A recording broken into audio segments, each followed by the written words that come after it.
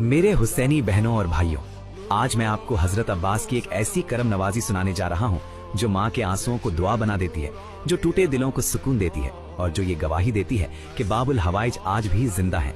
आज मैं आपको वो मौजज़ा सुनाऊंगा जो हाजत रवा है, जो दिलों की आस है, जो दुआओं की पुकार है, जिनके बाजू करबला में कट गए मगर आज भी बेसहारों को सहारा देते हैं।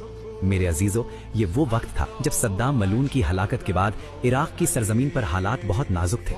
चेक पोस्टें हर तरफ, हर गाड़ी की तलाशी, हर दिल में खौफ, मगर इन सब के बावजूद दुनिया भर से आशिकाने अहले बैत जियारत के लिए इराक पहुंच रहे थे।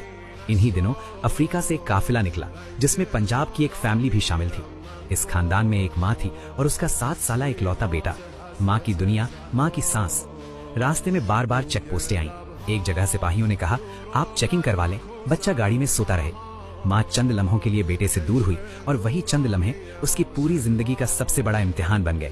नज्फ पहुंचने पर जब माँ ने बेटे को जगाया तो वो ना बोला, ना हिला, ना सांस ली। वो चीख चीख कर बोली, बेटा आंखें खोलो, अम्मा यहाँ है। मगर जवाब में सिर्फ खामोशी थी। अस्पताल ले जाया गया। डॉक्टर ने दिल की धड़कन चेक की और कहा, माँ आपका बेटा वफात पा चुका है। मेरे हुसैनियों, एक ही बेटा था। नमाज जनाजा अदा हुई और माँ के जिगर का टुकड़ा वादी अस्सलाम की मिट्टी में दफन कर दिया गया। माँ टूट गई, आंखों से आंसू खत्म हो गए, मगर दिल में कयामत बरपा थी। लोगों ने कहा, अब मौला अली की जियारत कर लो। वो बोली, मैं नहीं जा सकती, मेरा बेटा मुझसे छिन गया है। काफिला करबला रवाना हुआ। इमाम हुसैन का रोजा सामने था, मगर माँ का दिल जख्मी था। वो कहती रही, मैं जियारत के लिए आई थी, मुझे कुछ नहीं मिला, मेरा बेटा भी चला गया। आखिरकार बड़ी मुश्किल से माँ को रोज़ा हजरत अब्बास ले जाया गया।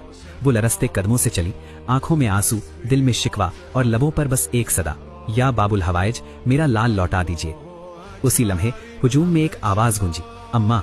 माँ की सांस रुक गई, दिल धड़कना भूल गया। एक 7 साला बच्चा दौड़ता हुआ आया, वही चेहरा, वही आंखें, और आकर माँ से लिपट गया। माँ चीख उठी, रोई और वहीं सजदे में गिर गई।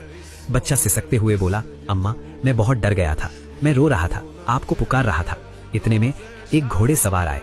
उनका चेहरा नूर से भरा हुआ था, वकार ऐसा कि दिल खुद झुक जाए। मगर अम्मा, उनके दोनों बाजू नहीं थे। उन्होंने नरमी से कहा, बेटा मत रो, तुम अपनी माँ तक पहुंच जाओगे। मैंने कहा, अंकल मुझे हाथ दीजिए। तो उन्होंने फरमाया, मेरे हाथ नहीं है, मेरे दोनों बाजू करबला में कट गए हैं।